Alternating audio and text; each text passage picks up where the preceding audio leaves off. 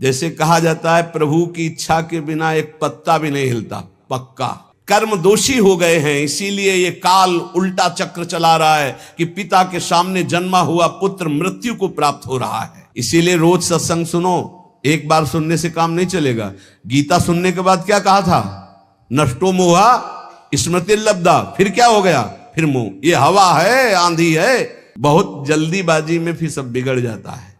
धैर्य पूर्वक भगवान का आश्रय लेकर नाम जप में लगो, इसी से परम मंगल होता है। भगवान की शरण में हो जाओ, जितने कर्म कर रहे हो वो प्रभु को समर्पित कर दो। इसीलिए हरि गुरु की कृपा प्राप्त नहीं हो पाती, क्योंकि वो कर्ता स्वयं को मानता है। कर्ता मानने के कारण उसे भोगना पड़ता है, और भोक्ता होने के कारण वो रस का अधिकार नहीं पाता। कर्ता भोक्ता भाव वाला रस का अधिकार नहीं पाता, न उसे तत्वबोध होता है। तो बोले जो करता है उसको तो जानता नहीं, अपने को कर्ता माने हुए है। बड़ा गूढ़ प्रसंग है। ये बात समझ में आ गई तो बहुत बड़ी बात समझ में। ये बोले अविद्या का भूत लगा है, किसी को समझ में नहीं आ रहा। ये सारा का सारा फसाव इस शरीर से है, शरीर से। विशाल विश्व ब्रह्मांड और उसकी उत्पत्ति किससे हुई? कर्ता कौन है? हरि। हरि के सिवा कोई कर्ता नहीं। वेद भी कहता है को हम बहुत श्यामा, मैं एक बहुत रूपों में हो जाऊं। तो भगवान श्री हरि के नाभि कमल से ब्रह्मा, ब्रह्मा से महादेव, पूरी सृष्टि सब उसी। मूल कर्ता कौन हुआ? हरि। अभी जितना कार्य हो रहा है ये 3 गुणों से हो रहा है। तो 3 गुण किसके प्रकट किए हुए? हरि।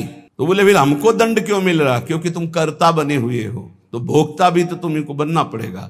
कर्ता भोक्ता बने हुए तो शुभ अशुभ का दंड मिलेगा। बोले कर्ता कैसे हम बन गए? बोले अविद्या का भूत चढ़ गया, तुम्हारे अज्ञान का भूत चढ़ गया। कर्ता कृत जाने नहीं, कर्ता को तो जाना नहीं। माने निज करतूत, मैं ये किया ये किया। अब देखो यहां सावधानी की बात समझना है। ये अज्ञानी जन गलत ढंग से इसे समझते हैं। जैसे कहा जाता है प्रभु की इच्छा के बिना एक पत्ता भी नहीं हिलता, पक्का। लेकिन जिसकी ये स्थिति होती है, प्रभु की इच्छा में अपनी इच्छा मिला देता है, उससे कभी पाप होते ही नहीं, क्योंकि पाप होते हैं इच्छा से। जिसकी अपनी इच्छा है और अपना भोग है, उसको नरक और स्वर्ग भोगना पड़ेगा। वो केवल बातों से कहता है, उसकी स्थिति है कर्तृत्व और भोक्तृत्व भाव से। जब तक अहंकार है तब तक पापाचरण होता है, और जब अहंकार समर्पित हो जाता है तो उसका शरीर यंत्रवत वही चेष्टाएं करता है जिससे जगत मंगल होता है। वो कहते हैं कि कर्ता श्री हरि। अभी आप कहोगे कर्ता श्री हरि, तो आप 3 गुणों से प्रभावित होकर अहंकार में पापाचरण करोगे और कहोगे कि भगवान की इच्छा से हुआ। तो भगवान की इच्छा से नरक भी बना है, बड़े बड़े दुख भी बने, वो तुम्हें भोगना पड़ेगा। अगर समस्त दुख और सुख दोनों से ऊपर उठकर परमानंद में निमग्न होना है तो बोले कर्ता को जानो। एक कल संत भगवान प्रश्न कर रहे थे कि एकांत में तो ठीक है, लेकिन जब व्यवहार में उतरते हैं तो राग द्वेष हो जाता है। क्यों? क्योंकि तुम व्यवहार में क्रिया देखते हो, कर्ता नहीं देखते, कारण नहीं देखते। अगर कारण को देखो तो कारण श्री हरिवंश भनम, क्रिया को देखोगे तो अनुकूल हुई तो राग हो जाएगा, प्रतिकूल हुई तो दोष हो जाएगा। अगर कारण को देखोगे तो सब में पावर श्री भगवान कारण, राग द्वेष होगा ही नहीं। भगवत रसिक जी कहते हैं औरों की तो बात जाने दो, लगे हो अविद्या भूत काहे द्विज रक्षा करी हो। समीप में बैठे हैं अर्जुन जी के भगवान श्री कृष्ण। एक ब्राह्मण आता है और श्री भगवान के सामने वो कहता है प्रभु प्रभु, अभी अभी मेरा पुत्र प्रकट हुआ और पधार गया। द्वारिकापुरी की बात है। प्रभु पैदा होते ही मर गया, ऐसा तो कभी नहीं हुआ कि पुत्र पिता के सामने मर जाए। ये तो धर्म रहित बात है। और अपने बालक को भगवान के सामने से राजमहल के द्वार पर रखता है और विलाप करके बड़ी आतुरता पूर्वक कहता, संदेह नहीं कि इस समय पृथ्वी में ब्रह्म ऋषियों का द्रोह करने वाले लोग पैदा हो गए हैं। धूर्त कृपण पापी लोग बढ़ गए हैं, कर्म दोषी हो गए हैं। इसीलिए ये काल उल्टा चक्र चला रहा है कि पिता के सामने जन्मा हुआ पुत्र मृत्यु को प्राप्त हो रहा है। ये राज हिंसापरायण दुश्शील अजितेंद्री प्रजा को दरिद्री कर रहे हैं, कर ले ले करके दुख पर दुख प्रजा भोग रही है। इसीलिए हमको सामने महान संकट देखना पड़ा। अधार्मिक राजाओं के होने के कारण मेरा पुत्र मेरे सामने मरा, ऐसा काल व्यतिक्रम है, नहीं होना चाहिए था। इस प्रकार बोलकर चला गया। फिर दूसरा पुत्र हुआ तो फिर मर गया, फिर बोल के चला गया। तीसरा पुत्र पैदा हुआ, फिर मर गया, फिर वैसे ही बोल के चला गया। जब 9वें बालक के मरने पर वो वहां आया तो अर्जुन जी ने कहा, ब्राह्मण सुनो, इस निवास स्थान द्वारिका में ऐसा लगता है कोई धनुषधारी छत्री नहीं है। बार बार तुम यहां रोकर चले जाते और कोई नहीं बोलता कि मैं तुम्हारी रक्षा करूंगा। क्या है ये प्रजा पालन है? अरे जिनके राज्य में कोई ब्रह्म ऋषि दुखी हो जाए धन से, पुत्र से या किसी अन्य कारण से, तो उसका राज्य नष्ट हो जाता है। जहां साधु वैष्णव ब्रह्म ऋषि दुखी हो जाए। मैं समझता हूं इस समय तुम बड़े संकट में हो, बड़े दीन हो रहे हो क्योंकि तुम्हारे पुत्र मर रहे हैं। मैं प्रण करता हूं तुम्हारे पुत्र की रक्षा करूंगा। कर्ता को जाने नहीं, भगवत ऋषि जी कह रहे हैं। अरे उनका जाओ, तुम बात क्या बनाते हो, तुम क्या पूर्ण करोगे? जब ये श्री कृष्ण और बलराम बैठे हैं तो तुम क्या पूर्ण कर लोगे? अर्जुन से कहा तो वो कह रहे हैं, अहम वा अर्जुनो नाम गांडीवम यस्य वै धनो नाहम संकर्षणो ब्रह्मन्न कृष्ण कार्षणेवच अहम वा अर्जुनो नाम गांडीवम यस्य वै धनो। मैं कोई संकर्षण नहीं हूं बलराम जी, और मैं कोई कार्षणी कृष्ण नहीं हूं। मैं गांडीव धनुषधारी अर्जुन, जो बोलता हूं वही करके दिखाता हूं। यहां दो भाव निकलते हैं कि देखो भाई, मैं कोई कृष्ण बलराम तो हूं नहीं, उनका दास हूं। तो भगवान अपने प्रण को चाहे भुला दे, लेकिन दास के प्रण का निर्वाह करते, इसलिए मैं प्रण लेता हूं कि मैं तुम्हारे पुत्र की रक्षा करूंगा। और एक भाव ये होता है कि मैं कोई कृष्ण बलराम नहीं हूं, मैं गांडीव धनुषधारी अर्जुन हूं, जो प्रण लेता हूं उसे पूर्ण करता हूं।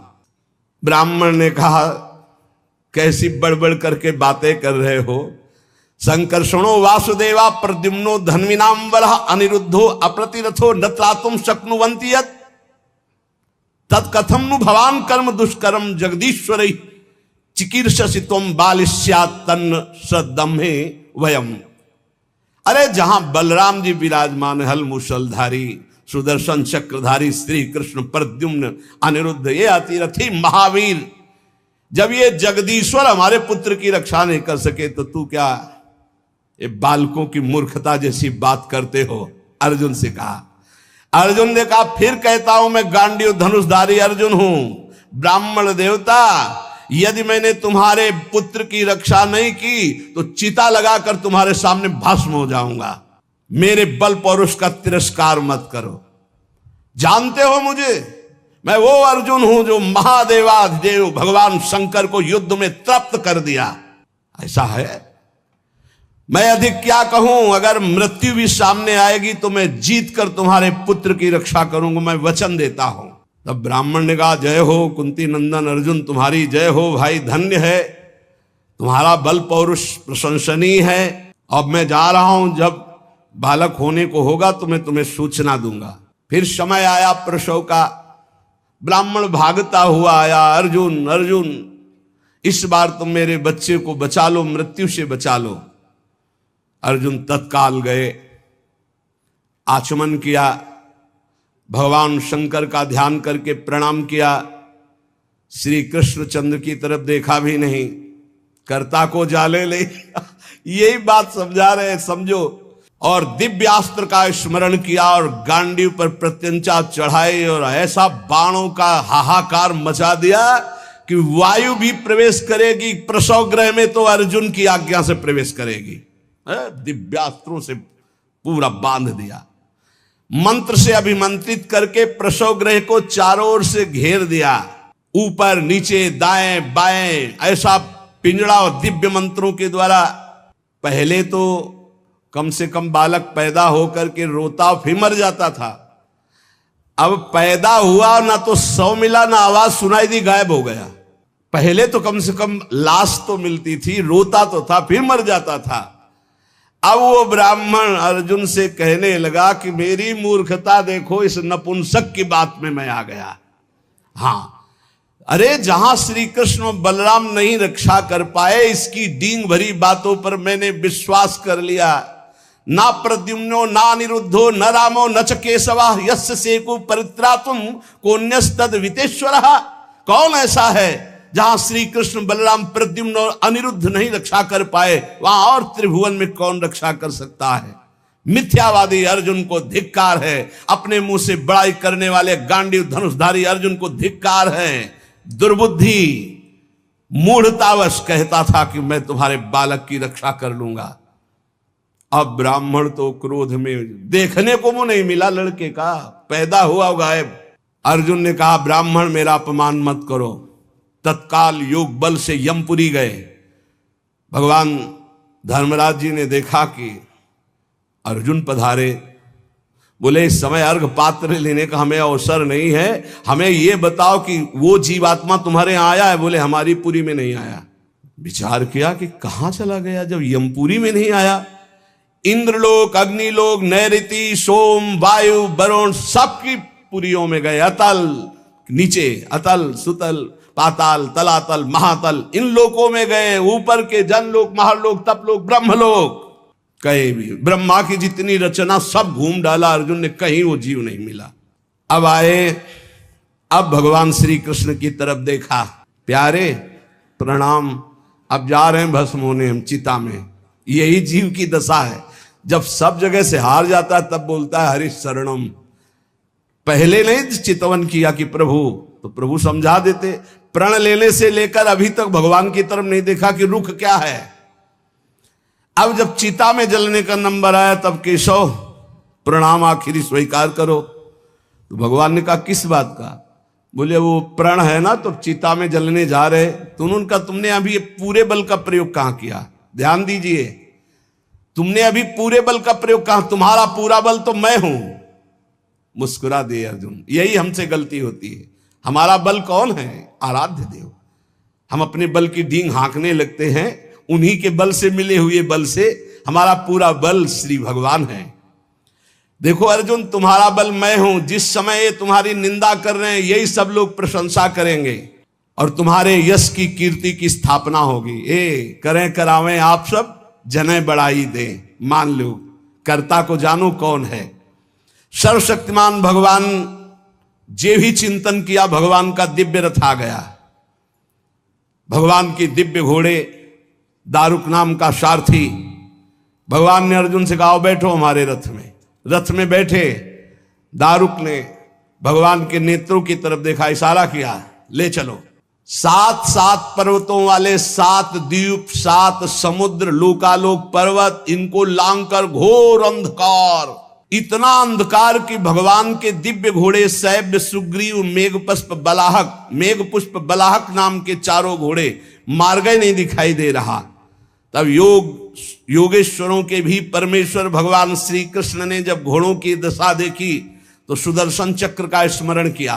हजार हजार सूर्यों जैसा एक साथ तेज प्रकाशित करने वाले भगवान की दिव्य पार्षद सुदर्शन जी आगे चल रहे हैं घोर अंधकार में।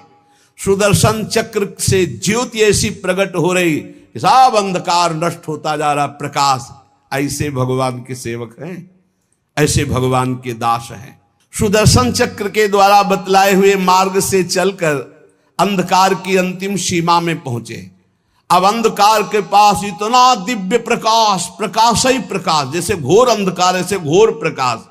अब वहां अर्जुन की आंखें चौंधिया गई, विवश हो गए, नेत्र बंद कर लिए। इतना तेज भगवान वहां भी सामर्थ्य प्रदान करी अर्जुन को और घोड़ों को भी। उस तेज के बाद महान जलराशि, श्याम वर्ण का जल ही जल, अगाध जल, जल पार किया तो तेज आंधी, वायु ही वायु। भगवान की ही केवल सामर्थ्य पहुंचने की और सामर्थ्य रही। अब वायु के प्रवाह में बड़ी बड़ी तरंगें उठने लगी। फिर भगवान ने उसको शांत किया। आगे बढ़े तो एक दिव्य महल, और उस महल में मणियां ऐसी चमक रही थी मानो हजार हजार सूर्य एक साथ प्रकाशित हो रहे। भगवान भगवान है, भगवान जैसा कोई नहीं। चारों ओर बड़ी ही उज्जवल ज्योति फैल रही है। देखा अनंत महिमा से युक्त भगवान शेष जी सैया बनाए हुए, और अद्भुत एक एक सिर पे ऐसे मणि चमक रही, ज्योतिर्मय, प्रत्येक फण पर सुंदर सुंदर मणियां जगमगा रही। दो दो नेत्र, बड़े ही भयंकर नेत्र, और शेष भगवान का श्रीअंग कपूर जैसा गोरा है। कैलाश पर्वत के समान श्वेत वर्ण, नीले रंग की जीभ और गला नीला, भयंकर नेत्र, फणों पर मणि चमक रही। अर्जुन ने देखा शेष भगवान की सुखमयी सैया पर सर्वव्यापक महान प्रभावशाली परम पुरुषोत्तम भगवान भूमा पुरुष विराजमान है। अर्जुन बार बार श्री कृष्ण चंद्र की तरफ देख रहे हैं। भूमा पुरुष है तो एक ही, ये कहां ले आए? एक तो ये श्री कृष्ण, एक ये श्री कृष्ण, क्योंकि द्वारिकाधीश भी चतुर्भुज रूप और हरि भी चतुर्भुज रूप। शरीर की कांति वर्षाकालीन मेघ के समान श्याम रंग, अत्यंत सुंदर पीतांबर धारण की, मुख पर प्रसन्नता, कमल जैसे नेत्र, बहुमूल्य मणियों जटित मुकुट, कुंडल कांति, घुंघराली अलकावली, लंबी लंबी सुंदर भुजाएं, कौस्तुभ मणि, वक्षा स्थल में श्रीवत्स का चिन्ह, घुटनों तक माला, वही श्रृंगार। जैसा द्वारिकाधीश का वैसा ही प्रभु का श्रृंगार। अर्जुन ने देखा नंद सुनंद जय विजय ये सब पार्षद मूर्तिमान होकर, पुष्टि श्री कीर्ति अजा, ये चारों दिव्य शक्तियां, रिद्धियां निधियां, लोकपाल, ये सब वहां हाथ जोड़े खड़े हैं। और भगवान श्री कृष्ण भी प्रणाम कर रहे हैं। तो अर्जुन देख रहे हैं कि ये है क्या लीला, अपने आप को अपने आप से, और कह रहे प्रणाम करो, ये अनंत महिमाशाली भूमा पुरुष भगवान है। अर्जुन भयभीत हो गए कि एक तो ये मेरे सखा श्री कृष्ण, दूसरे ये भूमा पुरुष। श्री कृष्ण ने फिर प्रणाम किया और हाथ जोड़कर कहा कि हे भूमा पुरुष, आप कृपा करके आदेश कीजिए। गंभीर वाणी में बोले, हे अर्जुन और हे श्री कृष्ण, तुम दोनों को देखने के लिए मैंने उन पुत्रों का अपहरण किया, मैंने अपने पास मंगाया। तुम मेरे ही अंश से प्रकट हुए हो और धर्म की रक्षा के लिए पृथ्वी पर अवतार ग्रहण किया। पृथ्वी के भार से दैत्यों का संहार कर चुके हो, अब तुम्हें लौटकर हमारे ही स्वरूप में फिर विलीन होना है। तुम पूर्ण काम सर्वश्रेष्ठ हो, जाओ अभी कुछ कार्य बकाया है, लोक संग्रह के लिए वो कार्य करके पुनः मेरे पास आ जाओ। भगवान श्री कृष्ण भी हाथ जोड़े खड़े, अर्जुन भी खड़े हैं। अति विचित्र भगवंत गति, बड़े बड़े ख्याली। अर्जुन के होश उड़ गए, नए भूमा पुरुष कौन हो गए भाई, ये परम पुरुष तो हमारे सामने खड़े हैं, यही है यही। अगर ये अपने रहस्य को न बतावे तो कोई, इनका एक नाम है अनंत, कोई अंत ही नहीं पा सकता है। अर्जुन और श्री कृष्ण को आदेश किया, सर झुकाकर, अर्जुन देखते जा रहे, सर झुकाकर भगवान कह रहे जो आज्ञा। फिर वो सब बालक वापस कर दिए। उन बालकों के लिए वैसे ही मार्ग से फिर द्वारिका में लौट के आए, और बालक अपनी अपनी आयु के अनुसार बड़े भी हो गए थे, वैसी आकृति रूप क्योंकि पहचान ले, श्री कृष्ण अर्जुन ने उनको समर्पित किया। अर्जुन के आश्चर्य की सीमा न रही। तब उन्होंने अनुभव किया और भगवान से कहा, प्रभु मुझे पता चल गया। बोले क्या? बोले पूरे जगत में जिसके बुद्धि बल, ज्ञान बल, पौरुष बल, जो कुछ भी है वो हे श्री कृष्ण केवल आपकी कृपा से है, ये मुझे पता चल गया। यही पता चलना है। इसीलिए रोज सत्संग सुनो, एक बार सुनने से काम नहीं चलेगा। गीता सुनने के बाद क्या कहा था? नष्टो मोहा स्मृति लब्धा। फिर क्या हो गया? फिर मोह। ये हवा है, आंधी है, कभी भी गंदा कर सकती बुद्धि को। देखो अर्जुन जी ने गीता सुनने के बाद कहा था नष्टो मोहा स्मृति लब्ध, फिर मोह हो गया, मोह माने अज्ञान। फिर कहने लगे कि मैं कोई श्री कृष्ण बलराम, आज फिर बोल रहे हैं आप। इसीलिए निरंतर भजन और सत्संग के लिए महापुरुष जन कहते हैं, जिससे हमारी बुद्धि रोज पावन होती रहे। जैसे पोछा लगा दिया सोनी लगाने के बाद और दरवाजा खुला छोड़ दिया तो फिर गंदा होने की संभावना। इस समय हर इंद्रियों को शासन में रखते हुए नाम जप करते हुए ये परम पद तब प्राप्त होता है। तो इसलिए भगवत रसिक जी कह रहे हैं, बहुत जल्दीबाजी में फिर सब बिगड़ जाता है।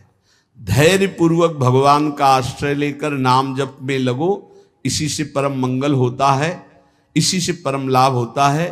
क्योंकि भगवान शंकर भी जिनका चरणोदक माथे पे धारण किए हुए हैं वो भगवान श्री हरि हैं। एक बार सरस्वती नदी के तट पर ब्रह्म ऋषि जन यज्ञ कर रहे थे, तो उसमें सब ऋषियों ने कहा कि यद्यपि भगवान ही सब रूपों में है, पर भगवान के किस रूप को सर्वश्रेष्ठ मानकर आश्रय लिया जाए और अग्र पूजा की जाए यज्ञ में। भगवान के सब रूप हैं, हमें कोई संशय नहीं। तो उनका प्रगट रूप की महिमा प्रकाशित करने के लिए किसी ब्रह्म ऋषि को परीक्षा लेनी होगी त्रिभुवन के तीनों बड़े ईश्वरों की, हरि, देवाधिदेव महादेव, ब्रह्मा। तो ब्रह्मा पुत्र भृगु जी खड़े हुए, उन्होंने कहा परीक्षा तो हम ले लेंगे, निर्णय आप कर देना। सब ऋषियों की वंदना करके भृगु जी गए और ब्रह्मा जी के सामने ऐसे खड़े हो गए। ब्रह्मा जी ने देखा कि पुत्र है पर अभद्र व्यवहार, महापुरुषों के सामने ऐसे नहीं खड़ा हो जाता, नहीं सारे पुण्य नष्ट हो जाते हैं। ये जो संत महात्मा गुरुजन भगवत विग्रह उनके सामने ऐसे नहीं, कभी मंदिर में ऐसे नहीं, कभी गुरु जी के सामने ऐसे, कभी संतों के सामने ऐसे नहीं। वो अभद्र मंगलकारी आचरण वाले लोग होते हैं जिनको ज्ञान नहीं, ऐसे खड़े होना, हाथ बांधकर खड़े हो नहीं, हाथ जोड़कर खड़े हो या सौम्य मुद्रा में खड़े हो। अगर वो सामने से निकल रहे तो नेत्रे झुका दो, केवल इतना ही कर दो अभिमान में। अगर बहुत भरे हो तो थोड़ा नेत्रे झुका दो, ना हाथ जोड़ो। चलो तुम्हारा अगर घट जाता है हाथ जोड़ने से तो ऐसे कर लो। तो ब्रह्मा जी के सामने गए, बस ऐसे ऐसे खड़े हो। क्रोध आया कि इतना बड़ा ऋषि होकर और ऐसा अभद्र व्यवहार करता है, पर फिर एकदम भ्रकुटी तो चढ़ी, गुस्सा तो आया, पर शांत हो गए। है तो मेरा ही बेटा, भृगु जी ब्रह्मा जी की तो पुत्र है। ब्रह्मा जी शांत हुए, भृगु जी कुछ नहीं बोले, चले गए।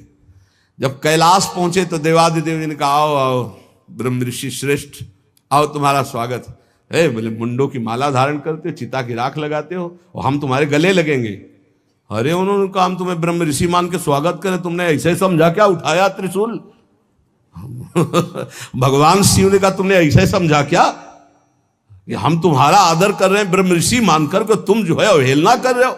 आप मुंडों की माला पहनते हो, चिता की भस्म लगाते हो, कहते हो आओ तुम्हारे गले लग जाएंगे। महादेव जी ने उठाया त्रिशूल, रोक, तो भृगु जी चल दिए वहां से और भगवान श्री हरि के धाम पहुंचे वैकुंठ में। लक्ष्मी जी चरण चाप रही थी, अर्ध निमीलित नेत्र में परमानंद में डूबे हुए भगवान गए, सीधे एक लात मारी छाती पे। लक्ष्मी जी तो आश्चर्यचकित हो गई, तभी कहा कि भीख मंगाऊंगी ब्राह्मणों, तुम हमारे प्रीतम के लात मारा ना। पहले प्राय ऐसे ब्रह्म ऋषि जन जो होते थे ना, व्यवस्था वेद के अपार ज्ञानी, तप के महाधनी, भोजन की व्यवस्था। लक्ष्मी जी कहते तुम्हारे पास नहीं आएंगी, हमारे प्रीतम को लात मारा है ना तुमने। लक्ष्मी जी तो थोड़ा नाराज हुई और हरि उठ के बैठ गए और चरण दबाने लगे। कहा बड़ा कठोर हृदय है हमारा, आपके बड़े कोमल चरण हैं, अगर मुझे पता चलता तो मैं आपके चरणों की अगवानी करता, मुझसे अपराध बन गया कि मैंने अगवानी भी आपके चरणों की। और चरण दबाने लगे। भृगु जी के नेत्रों में अश्रु आ गए और कहा प्रभु बस यही देखने के लिए हमको सब ब्रह्म ऋषियों ने भेजा था। यद्यपि आप ही शिव हो, आप ही ब्रह्मा हो, आप ही चराचर जगत हो, पर प्रभु आपका जो करुणा वरुणालय हरि रूप है यही सर्वाराध्य है, यही बचाते हैं, सबको बचाते हैं। एक बार ब्रकासुर नाम का एक असुर था, उसने सोचा कोई ऐसा देवता मिले जो जल्दी प्रसन्न हो जाए, हमारी कामना की पूर्ति कर दे। तो देवर्षि नारद जी मिल गए। नारायण नारायण नारायण। देवर्षि नारद जी एक ऐसे महात्मा है जिनको कोई द्रोह नहीं करता। त्रिभुवन में कंस भी एकांत में बैठालकर सलाह लेता है, हिरण्यकश्यप भी उठकर आदर करता। कोई भी हो त्रिभुवन में देवर्षि नारद जी से कोई नहीं, जिसको मिलेंगे बिल्कुल पक्की सलाह बताएंगे। कंस ने स्वागत किया, बैठाला और कुशल मंगल। हाँ प्रभु, पूरा प्रजा राज्य सब कुशल मंगल है। अभी अभी की बात है, वो वसुदेव जी आए थे लड़के को लेकर, हमने वापस कर दिया कि हमें तो 8वां से भय है। नहीं गड़बड़ है। कमल उठाया, कहा देखो यहां से गिनो 1 2 3 4 5 6 7 8, आया ना 8वां, पहला आया ना, फिर दूसरे शुरू किया, हर 8वां हो सकता है। उनको लगा कि नारद जी जैसा कृपालु कौन हो सकता है, और नारद जी को लगा ऐसे ये दया करेगा तो भगवान के अवतार में देरी हो जाएगी, क्योंकि 8वें में आना है। और जब तक ये दया करेगा तब तक भगवान विकल नहीं होंगे। इसको क्रूर होना चाहिए, क्योंकि भगवान का अवतार शीघ्र हो। हर कमल की पंखुड़ी को 8वीं बता दिया, हर बेटे को 8वां बता दिया, तुरंत मुलवाया। नारद जी एक ऐसे महात्मा है जिनको सब कोई आदर करता है। बृकासुर ने देखा, साष्टांग दंडवत हुआ, नारायण नारायण। महाराज कोई ऐसा भगवान बताओ जो बहुत जल्दी प्रसन्न हो जाए। बोले वो तो शास्त्रों में प्रसिद्ध है, आशुतोष, देवाधिदेव महादेव, उनके ज्यादा आशुतोष। वो ऐसे देवता हैं, वो जल्दी प्रसन्न हो जाते हैं। और कोई सेव संतरा की जरूरत नहीं भाई। देवाधिदेव महादेव देख लो, कोई देवता ऐसा भोग नहीं पाएगा, त्रिभुवन में कोई देवता नहीं ऐसा भोग पाएगा जैसा देवाधिदेव भगवान शिव एक चुल्लू जल में प्रसन्न। ऐसे ऐसे कृपालु हैं कि जो कोई सृष्टि में न स्वीकार करे वो स्वीकार करने के लिए तैयार, उतने में प्रसन्न हो जाते हैं। बोले आशुतोष देवाधिदेव महादेव हैं। अब वो सोचा कि मंत्र और ये आराधना हमसे तो बनेगी नहीं, आसुरी प्रवृत्ति है। तो अग्नि को प्रकाशित करके अपने शरीर का मांस नोच नोच करके स्वाहा, भगवान शिव का मंत्र जपता तो स्वाहा। भगवान शिव बड़े कृपालु के, बेकार को ऐसे, हम तो एक चुल्लू जल में प्रसन्न हो जाते हैं, इतनी भगवान शिव प्रसन्न हो गए। कर्ता को जाने नहीं, हम ये बता रहे। भगवान शिव ने कहा काहे को तुम इतना कष्ट सह रहे हो, क्या चाहिए तुम्हें? तो माता जी के सहित प्रकट हुए थे। माता जी त्रिपुर सुंदरी, असुर है ना, राक्षस, तो इसकी बुद्धि तो राक्षसी ही रहेगी। भगवान शिव की तरफ देखा, माता जी की तरफ देखा। उसने कहा प्रभु मेरी इच्छा है कि मैं जिसके ऊपर हाथ रख दूं वो भस्म हो जाए। भगवान शिव बिना विचार किए बोले तथास्तु, ऐसा ही हो। जे भी ऐसा कहा तो उसने सोचा परीक्षा के लिए भगवान शिव के ऊपर हाथ रख के देखे ना, इन्हीं का वरदान इन्हीं को। भगवान शिव के ऊपर ऐसे जो हाथ कर, भगवान भागे क्योंकि जानते थे कि सत्य है, धक देगा भस्म हो जाएगा। शरीर तो भाई भगवान ने ही आदेश और वो वर दिया है, उन्हीं के बल से भागे, वो भी पीछे भागे। माता जी खड़े लीला देख रहे हैं। भगवान शिव जब पीछे देखे तो दौड़ के पीछा बस हाथ ही रखने का। भगवान ने कहा कहां तक भागेंगे? तो कर्ता को याद किया। कर्ता कौन है? हरि। हरि को याद किया। जो ही याद किया तो आ गए ब्रह्मचारी के रूप में। और भगवान शंकर से इशारा किया, चैन की सांस लो, अभी इसका हिसाब करते हैं। नजदीक गए, बोले प्रणाम बृकासुर जी। इतना प्यार से विश्व में कोई नहीं बोला था, वो तो असुर था।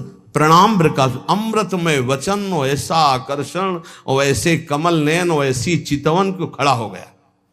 बोले बृकासुर जी यदि आपको मेरे सहयोग की आवश्यकता हो तो सहयोग से बड़े बड़े काम बन जाते हैं, आप क्यों भाग रहे हो इनके पीछे? बोले इनके ऊपर हाथ रखने। तो तुम्हारे हाथ में कुछ है क्या जो रखना चाहते हो? बोले वरदान दिया है शिव जी ने कि जिसके ऊपर हाथ रख दोगे वो भस्म हो जाएगा। अरे बोले अभी तुम्हें विश्वास है? दक्ष ने साप दे दिया था, इनके पास कोई ताकत नहीं रह गई। तुम हाथ रख के अपने ऊपर देखो, अगर झूठा निकलेगा ना तो दोनों मिल करके। हाँ ये बात तो पक्की है।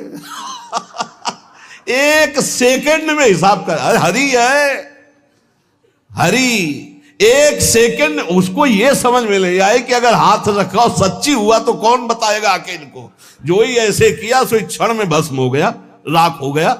भगवान शंकर ने बोले प्रभु थोड़ा सोच समझ के वरदान दिया करो, तुम तो ऑर्डर डाली हो, अपनी भी सुरक्षा नहीं देखते। भगवत रसिक जी कह रहे करता कृत जाने नहीं, माने निज करतूती, ते प्राणी दुख पावही, लगो अविद्याभूत, लगो अविद्याभूत कहें द्विज रक्षा करी हो। अर्जुन मेरो नाम नहीं पावक में जरी हो। कर गही श्याम बचाए, बतायो जो शिशु हरता, भगवत रसिक नरेश सकल करतन को करता। इसलिए एकमात्र भगवान की शरण में हो जाओ। जितने कर्म कर रहे हो वो प्रभु को समर्पित कर दो। और रोज एक बार हमारी प्रार्थना है, ये सब याद नहीं कर पाएंगे पर सत्संगी हो इसलिए याद करना, मरना है। ये बात हमारी पक्का मान लो, ये हम बहुत बड़ा मंत्र बता रहे हैं।